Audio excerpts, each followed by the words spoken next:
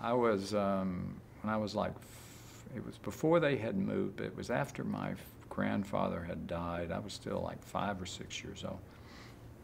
And I don't know what possessed me, but one day in a small town, Monticello was a very small town, the parents play zone defense. I mean, if the kids move from one, they go from one house to another, and it's the children are there, or the children are their children whose parents own the lot. Mm-hmm. So anyway, I decided that I was going to walk the train tracks from Monticello to Wilmer, and I got maybe a quarter of the way, and I decided, well, that wouldn't work. So I went over to the highway, and it was being paved, and I was only 5 or 6, and I saw this, I was thumbing my way. So I was thumbing to get to Wilmer, and I got picked up, and as it turned out, it was the Bradley County Sheriff, and he asked me where I was going. I said, I'm going to my grandmother's in Wilmer. And but I remember very distinctly that it was being paved at that time when I made my trip to Wilmer, which my mother made me pay for it. I don't mean. And what was the debt levied on you there? Yeah, it was. Well, actually, the interesting thing is I got there, and my mother was fit to be tied, and because she was still in Wilmer, and they called her to tell her I had made it, and because she had wondered where I had wandered off to, and they said, please don't punish him too much, because he wanted to come here and he wanted to see us, and it would communicate the wrong thing. So she just kept, so she came over actually and to Wilmer, and she punished me. But it wasn't too severe. But I think the reason it wasn't too severe is because my aunt and my grandmother interceded on my behalf.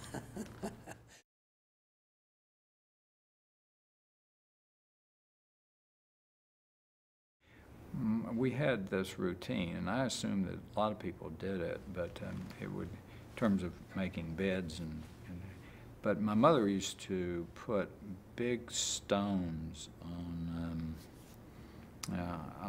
the heaters, and heat up the stones, and then put the stones in flannel wrapping, and then put them in the bottom of the bed so that you'd have foot warmers, and she would always do that when it would get cold, and so we would, we'd have to, following day when we'd be making up our beds, we'd have to take care of that. But that was always a fond memory, having a warm. So anyway, I tell you, that doesn't happen anymore. That I'm sure. aware I'm sure of. that's pioneer right. stuff there. Right, that's exactly.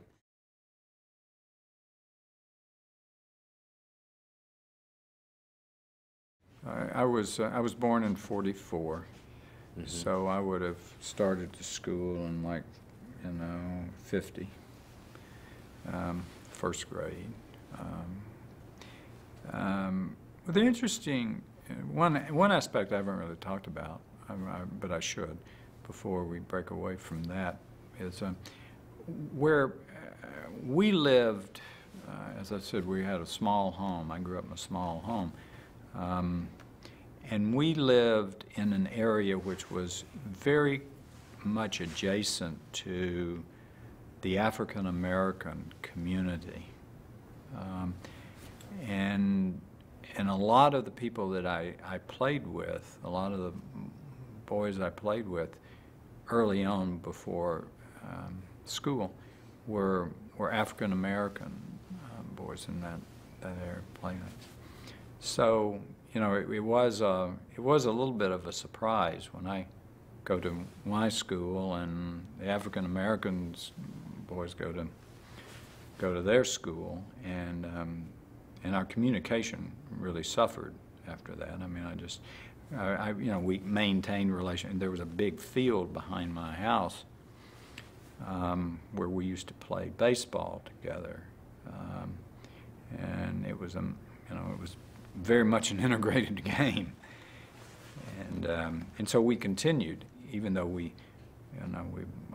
I'd go to my school, they'd go to their schools, but after school we would frequently play together because we were, But I remember that being an interesting sort of development from where I lived, how that came when I went to school. And my friends eventually became all white as opposed to being sort of shared white and black before I go to school, before I entered school. So that was an important cognitive change for me. And over time I developed less friendship and we played less ball and less, together. I'm talking about the African Americans and myself. And because of, schools have, you develop your social fabric and your community out of your school.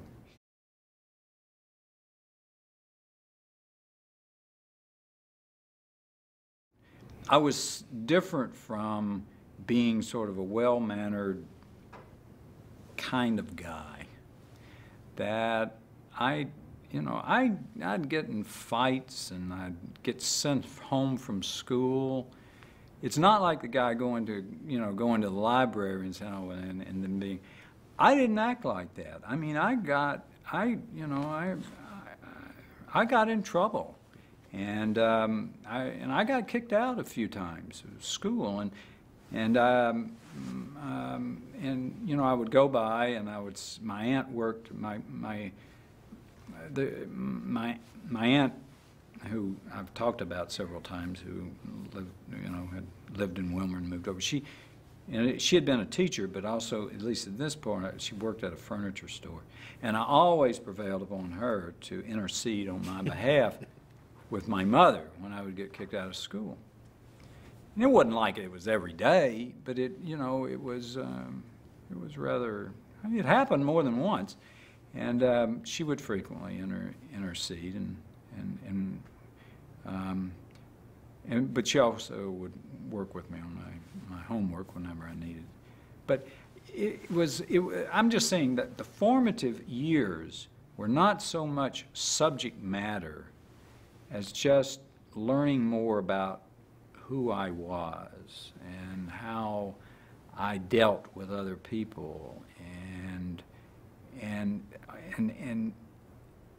fighting was one aspect of it, playing sports being another, being a good student. I mean, I didn't want to do poorly, but there was more than just the schoolwork that I was focused on, and I wouldn't go home either. I mean, it was I loved home, but I was so much into social stuff, and at one point we didn't have a car, and Mother used to have to send taxis after me because I just I would carry on the social stuff from grade school into afternoon, and I would spend time and I wouldn't come home. And so I know this is, you asked me one question, I'm answering in a different way, but that was really the formative. It was more social, and then later as I got more interested in the subject matter in junior high and high school, that's when I really got focused on academic stuff. I was not really. I wasn't immediately enthralled with the books when I was in grade school.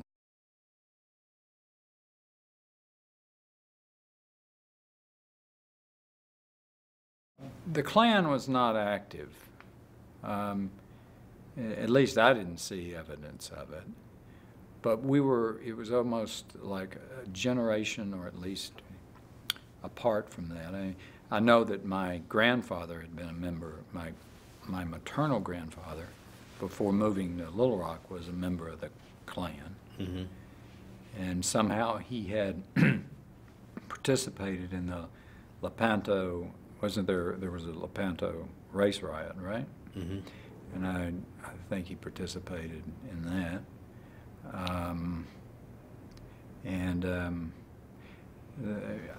I heard nothing on my father's side about that, but I did on my mother's side, and she used to make comments about, I don't know, it wasn't just a race-oriented organization that the Klan, at least in McGee, would use it as ways of fathers doing right by their families and this and that or the other. I don't know. I'm just telling you the stories. Yeah, I've sure. received. But no, the Klan wasn't active. On the other hand, it was very segregated, and it was forcefully segregated. I remember when I was about 14 years old, and it riveted my memory. I was at cafe. And I don't know whether my mother was with me or whether. And it was on the outskirts of town. It was going down Highway 81, which on the outskirts of town, there's Highway 4 and 81 that cross. 4 goes to Wilmer, and 81 goes to Star City. So it was a cafe out there. And a black man came in this cafe, and he was obviously in distress. I mean, some kind of distress, and he was looking for a restroom.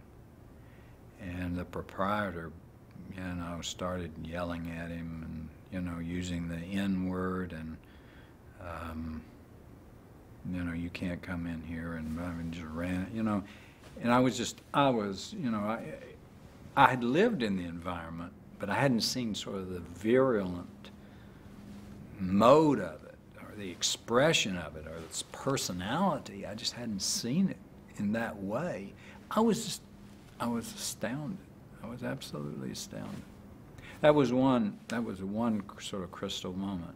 One man doing that to me, but I remembered it. It really had an amazing effect on me. And the other was, I think I mentioned that my maternal grandparents lived 3 blocks from Central.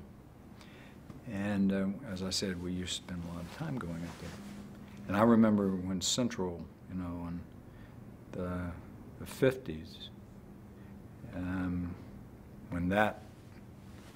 when the Central High crisis occurred, and how all those people, people who looked like me, did what they were doing, and I've become known. I know Ernie Green and others who were. I don't know if you've interviewed Ernie. He'd be so We videotaped him. And, oh, have you? And the 9. Oh, great. It was not. We haven't had any interviews with them, but we've covered their events and done multi-camera shoots. Well, I know Ernie. We've known each other for a long time, and but my point is that was also sort of a really crystallized event, and seeing that that affected me.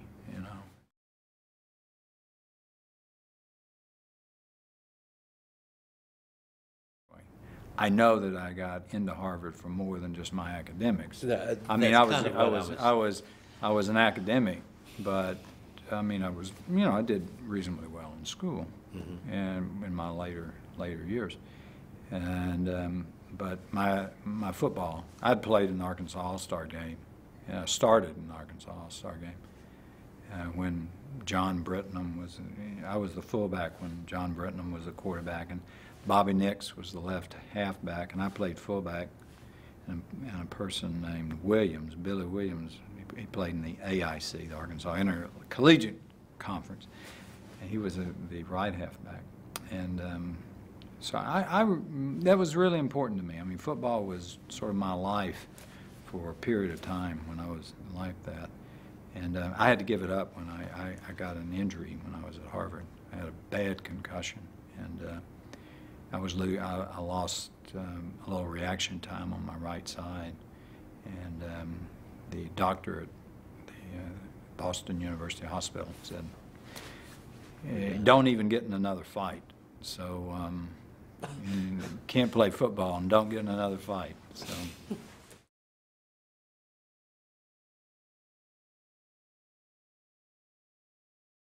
within a matter of a few minutes, as you know, the South Tower came down first. And the South Tower came down, and as I said, we had a completely unobstructed view of the tower. There were no buildings between us and there. We were on the 16th floor. And the plume came in our direction, and we saw this big cloud coming, and we had no idea what was behind it.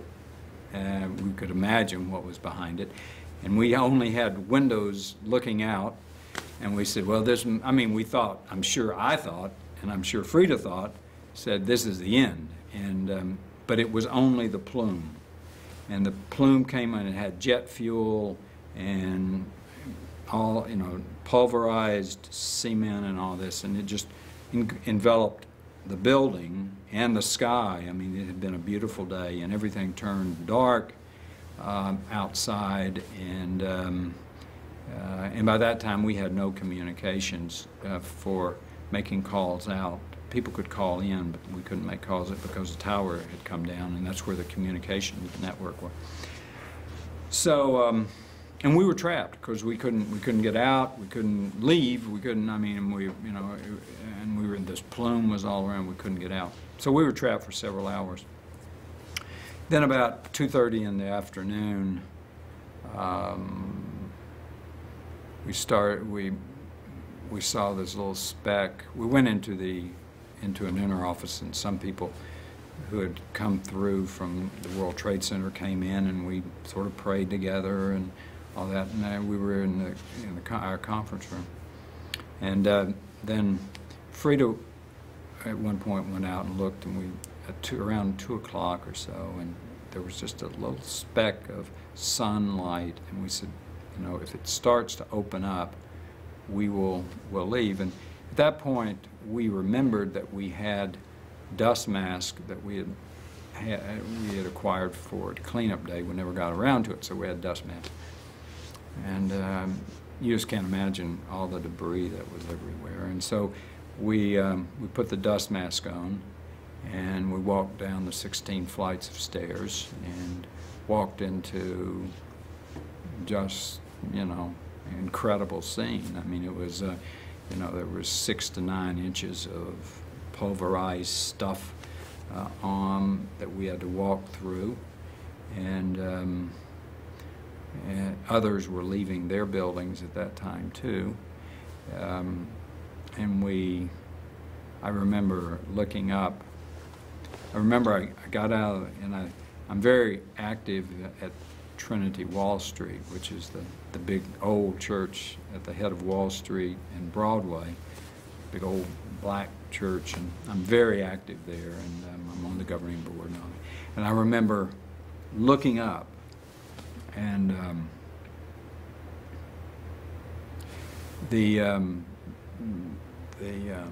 there was still this massive cloud, and the only thing I saw coming out of the massive cloud was the spire on the top of Trinity, and it was an amazing shot. It was just an amazing view at that point. But anyway, we started walking, and long and short of it, we got to Chinatown, and it was starting to clear up, and we made our way all the way uptown, and I remember that afternoon that late in the afternoon when we got home, that these gigantic Red Cross trucks with blood supply came with military convoy coming down 86th Street where we lived, and 5 or 6 completely loaded with fresh blood, because there was I don't know if you remember, there were many hospitals ready to take the injured, and there were only a handful of injured, and everyone who had died or who was affected, everyone was in the pit. They were in the pile, and so there were very, very, very few survivors, as you know.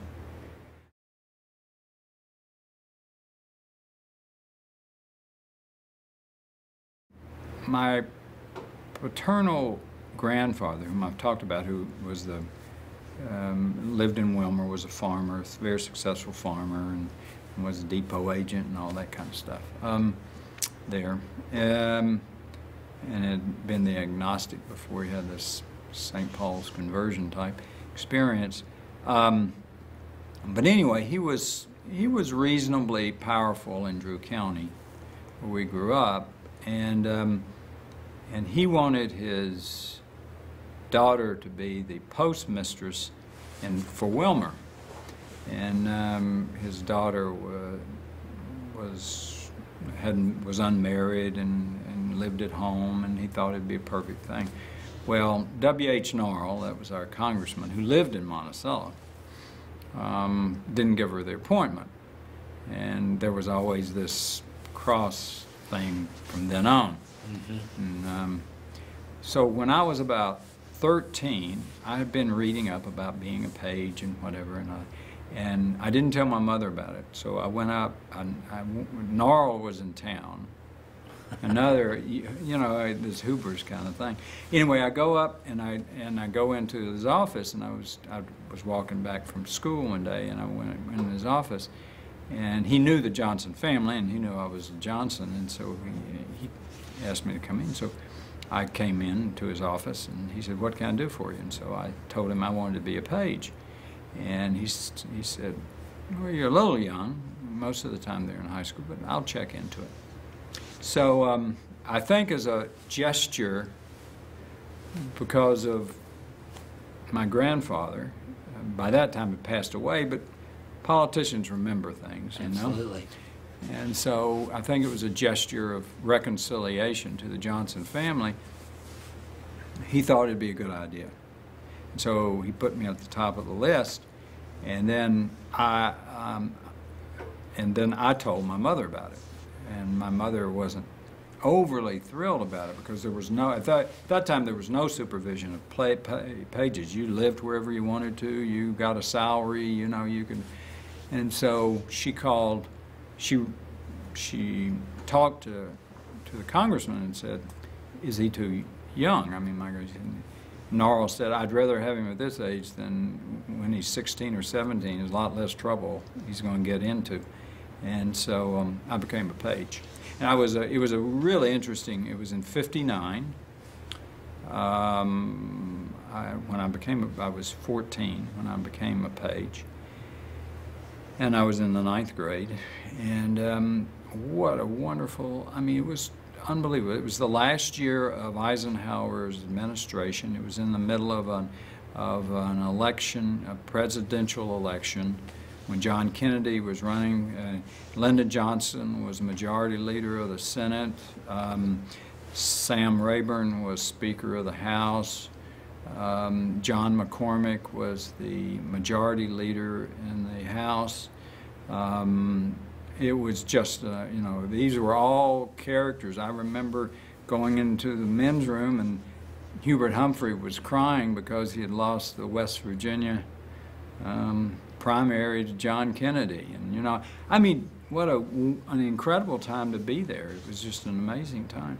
And I got so into it that I didn't go out to any of the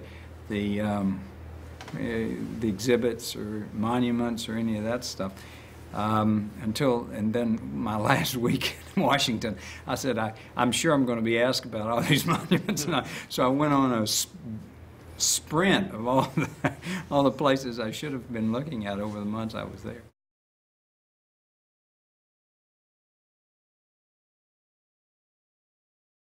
The story was that, he got on he was part of a group that left McGee and went to Elaine and participated in the slaughter of African Americans in that general area. What precipitated that? Why did that happen?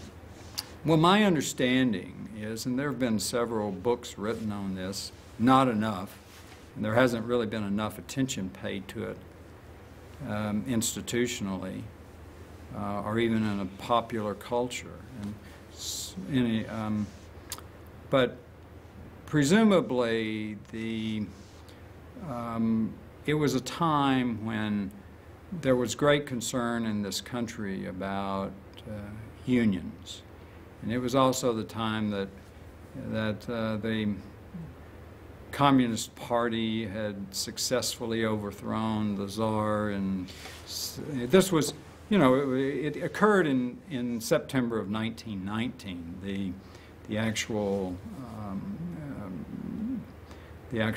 riot, massacre, whatever you want to call it, and there was great fear of unions, and there was this rumor that had occurred that some agitators had come to unionize sharecroppers in the area of Elaine, and to increase the monetary value, and also to allow those circumstances where blacks were selling, or they could increase the value of the cotton that they were harvesting.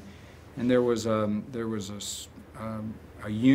reported there was a union organizing of the black laborers in that area, in a certain small community, and that the deputy sheriff of the county came out, and there were a series of guards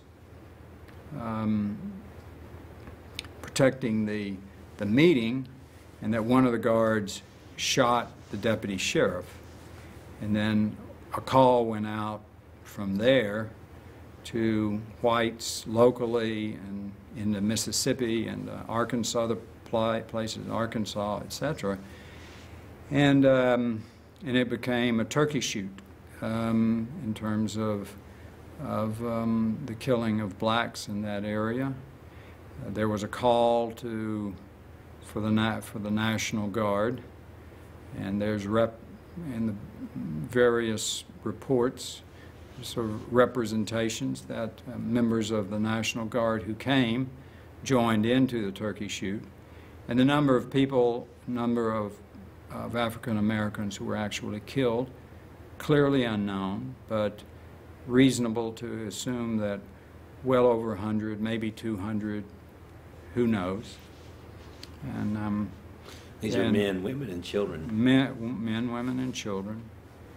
And you know, now we're within 7 years of 100 years since that happened, and most of the people who survived that, or who were part of it, they've all, well, all of them have died, clearly, or virtually all of them have died. And a lot of that history has just been lost.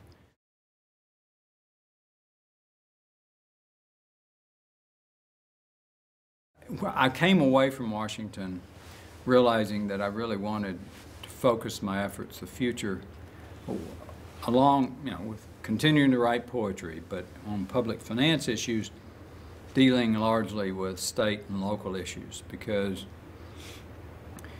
the politics in terms of at the state and local level, while very keen, it's not the level of revision and adjustment and discussion that just wears people out. In Washington, you don't have that at the state and local level. I mean, you have it, but eventually something has to occur at the state and local level. It has a finite property. It does. I mean, the national level doesn't. Right. I mean, they can theorize all they want to in Washington, but, you know, people who don't have their garbage picked up, and when they turn the water on and the water doesn't flow, that only lasts for a certain period of time, and you're going to have folks in the, you know, in the waiting room of the mayor's office or circling the, you know, the governor's mansion. Things have to get done at the state and local level. And so I left Washington with a renewed commitment in working with state and local governments.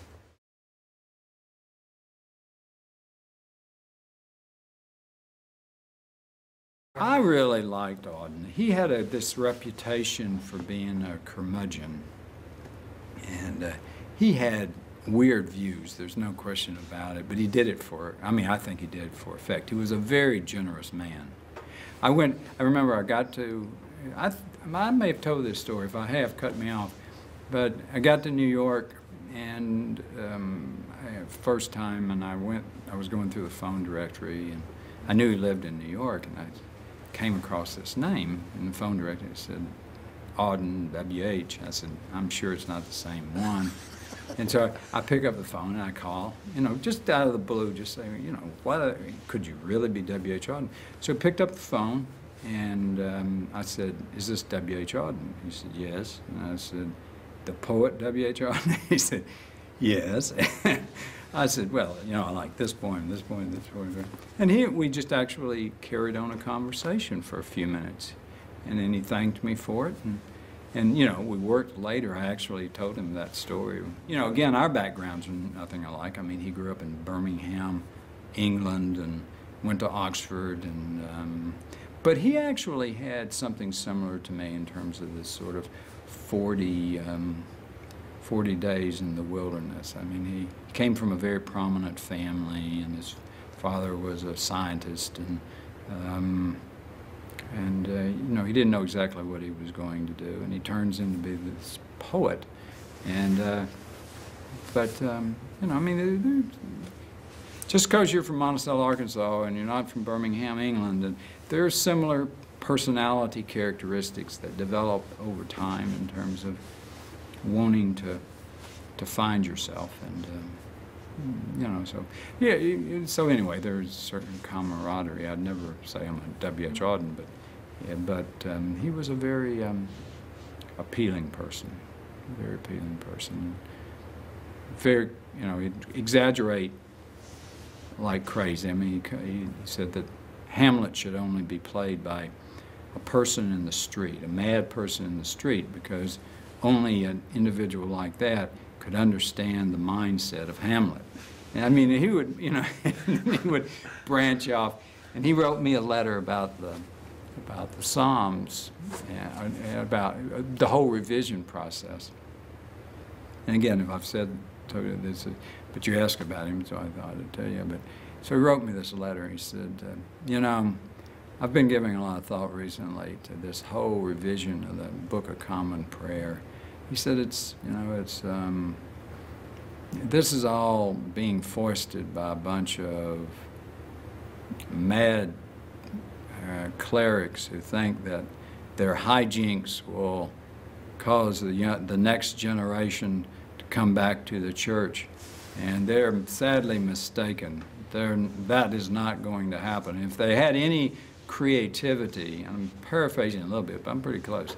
If they had any creativity, what they would do is, Chester, the communion is the meeting of the unborn and the dead.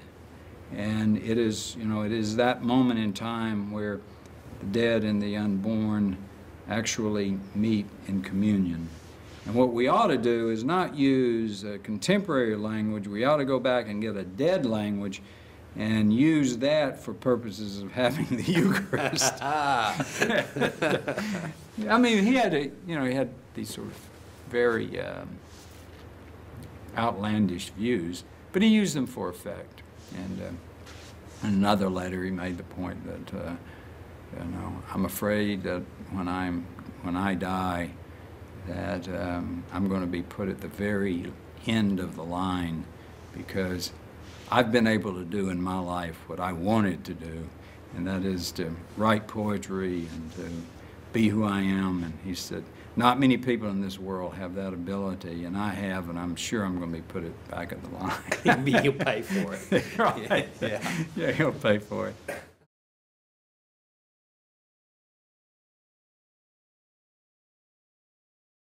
But it doesn't always have to be a new piece that you're working on either. You can take an old piece and something that you've learned in another poem that you've worked on, you can incorporate into the older piece that you're in the process of revising. And I find myself doing that as well. And as long as you don't leave the fundamental the fundamental spirit of things. There are dangers, you know. As I mentioned to you last night about on revisions, the classic one that I like to use is, you know, the great Auden poem about in memory of W.B. Yeats, and he said, you know, that the great line was, "Oh, all the instruments agree the day of his death was a dark, cold day." And then later on, he thought that the use of the vocative "oh" was too emotional, and it wasn't intellectual enough, and that it was, you know, you try to stay away. He developed a theory about trying to stay away from too many emotional exercises in this verse. So then he changed, you know, what instruments we have agree the day of his death was a dark, cold day, which I consider much inferior to, oh, all the instruments agree. Blah, blah, blah. So, you know, you can fiddle with stuff a little too much sometimes as well, and you can impose changes in your viewpoint in such a way that it violates the integrity of the poem. But on the other hand, it is your poem. You're the artist, and it's yours, and you know, and it's going to remain yours. And if you would feel better about it making these adjustments, then you should have the right to make those adjustments.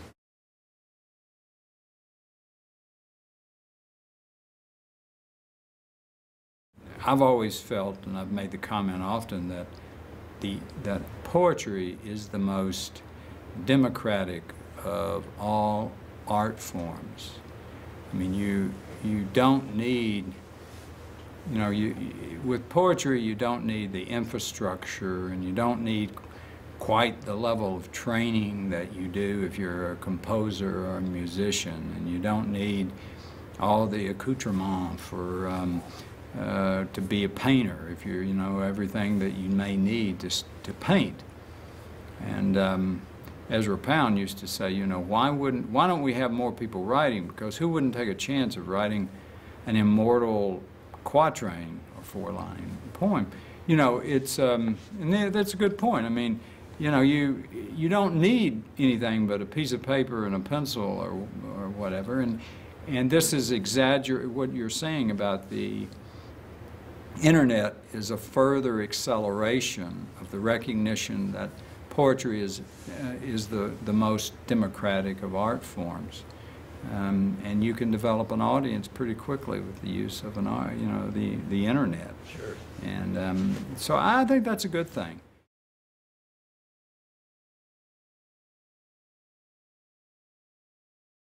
I mean, Occupy Wall Street. I walk by them every Sunday, and because the park is between St. Paul's and Trinity Wall Street, and as I say, I go to 10 o'clock service at St. Paul's and the 11:15 at Trinity Wall Street, and right in the middle is the Zuccotti Park, and so I go right through Occupy Wall Street every Sunday, and you know, that I don't care what side of the issue you're on.